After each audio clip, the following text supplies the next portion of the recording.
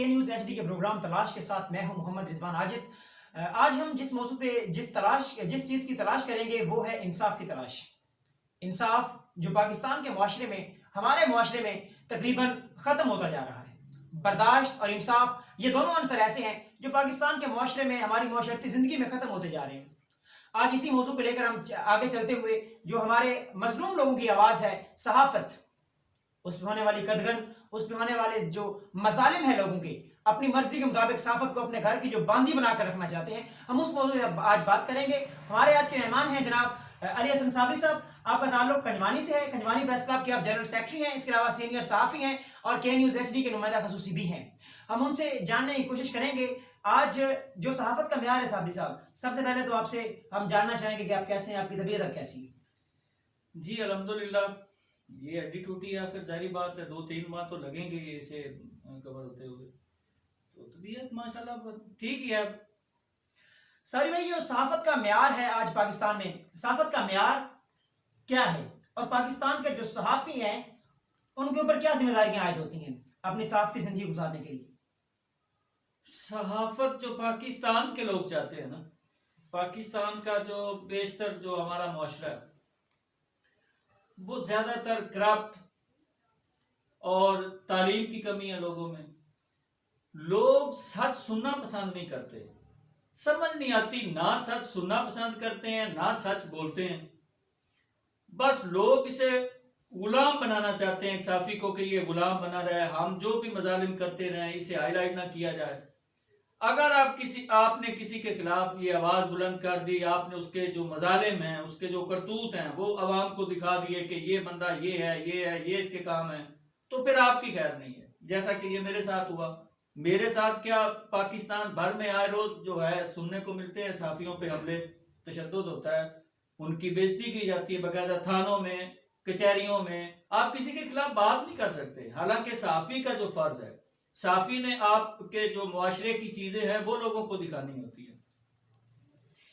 جی بالکل صابری صاحب، آپ بجا فرما رہے تھے۔ ناظرین، جو صحافت ہے یہ ایک مقدس پیشہ ہے اور صحافت میں ہم لوگ جو صحافی لوگ ہوتے ہیں وہ آپ کی آواز ہوتے ہیں۔ آپ پہ کہیں بھی ظلم ہو رہا ہو یہ آپ کی آواز بنتے ہیں، نہ صرف آپ کی آواز بنتے ہیں بلکہ کسی بھی گورنمنٹ کا جو موقف ہے وہ باقی انٹرنیشنل کمیونٹی کے آگے رکھنے کے لیے بھی صحافی ایک بنیادی عنصر کی حیثیت رکھتے ہیں۔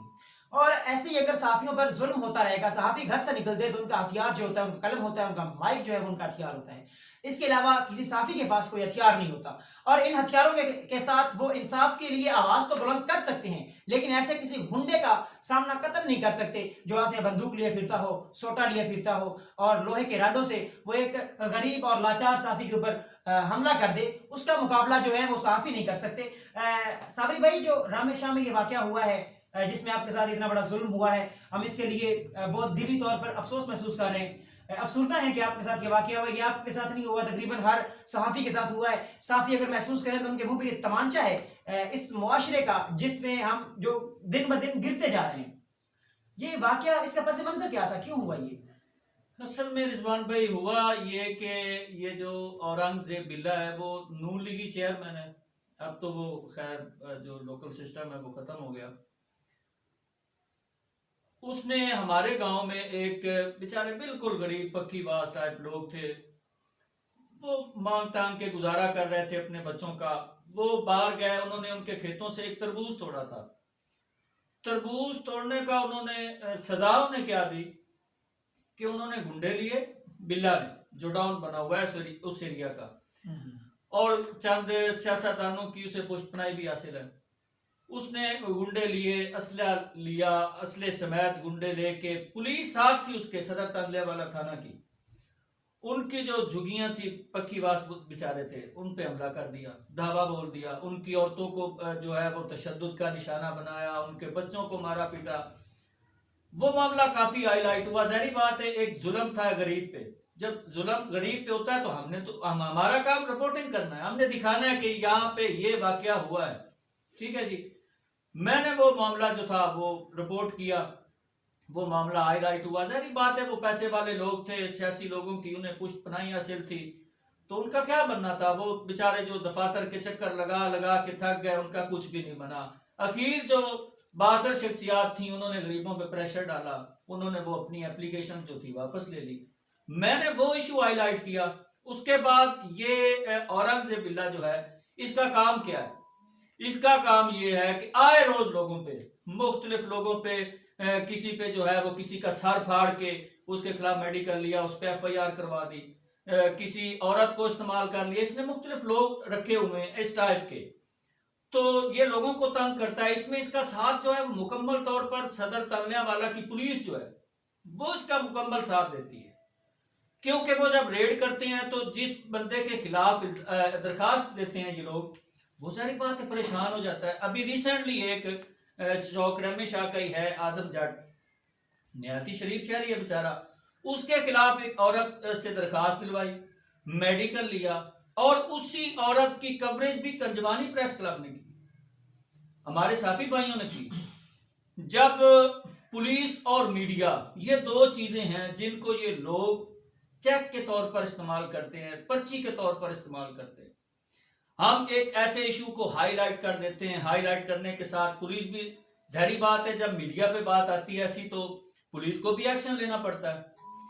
جب بندہ مجبور ہو جاتا ہے تو اس کیس کا 10 لاکھ روپے ان کا فیصلہ ہوا کہ 10 لاکھ روپے دیں، جو مدعی پارٹی ہے وہ بیان دیتی ہے۔ یہ اس بندے کے کرتوت تھے۔ اچھا صابری بھائی، ایک بات آپ کی بات کاٹ رہا ہوں، قدر کلامی معاف کیجیے گا، یہ جو قانون نافذ کرنے والے ادارے ہیں، آپ ظاہر ہے ان کے پاس گئے ہوں گے، ان کا آپ کے ساتھ جو تعاون ہے وہ کیسا ہے؟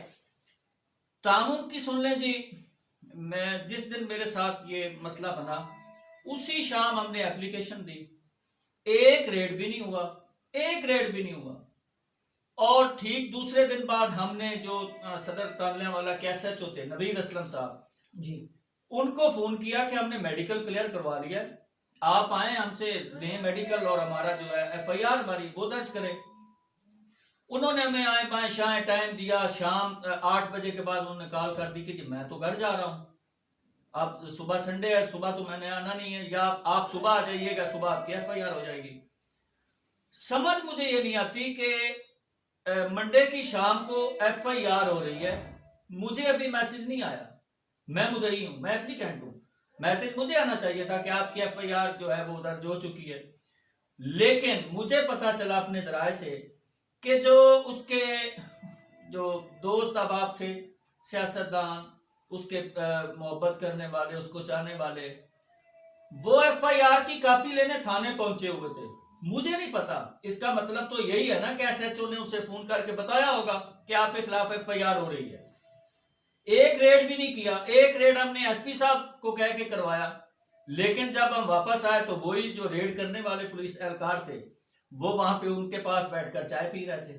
یہ تو ہے پولیس۔ صابری بھائی، آپ سے میرا جو لاسٹ کویسچن ہے وہ اس بارے میں ہے کہ ملک پاکستان میں صحافت پر موجود جو قدغن ہے، ہم دیکھ رہے ہیں کہ آئے روز صحافیوں پر حملے جو ہیں وہ بڑھتے جا رہے ہیں، بھٹلا ہیں تو وہ صحافیوں کو مارتے ہیں، کوئی اور کمیونٹی ہے، یہ سیاستدان ہے تو وہ صحافیوں کے خلاف بولتے ہیں، وکلا صحافیوں کو مار رہے ہیں۔ ابھی چند دن پہلے کا لاہور کا واقعہ آپ کے سامنے یاد ہے، کوریج کے لیے گئے ہوئے صحافیوں کے کیمرے توڑے گئے، ان کے اوپر تشدد کیا گیا۔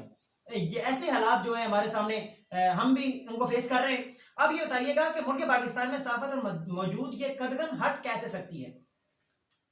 یہ جی جب تک ادارے جو ہیں وہ غیر سیاسی نہیں ہوں گے، اداروں میں بیٹھے ہوئے لوگ ان کی جو پشت پناہی کرتے ہیں، ایسے لوگوں کی جو گنڈا ٹائپ لوگ ہوتے ہیں، رسا گیر ہوتے ہیں، منشیات فروش ہوتے ہیں، حالانکہ اس بندے کے خلاف مختلف تھانوں میں ایف آئی آر ابھی تک درج ہیں، نامزد یہ ملزم ہے ان ایف آئی آرز میں، لیکن اس کے خلاف کبھی کسی نے کارروائی نہیں کی، کبھی یہ تھانے تک نہیں گیا، اور جب بھی آپ دیکھیں گے یہ تھانوں میں ہوگا۔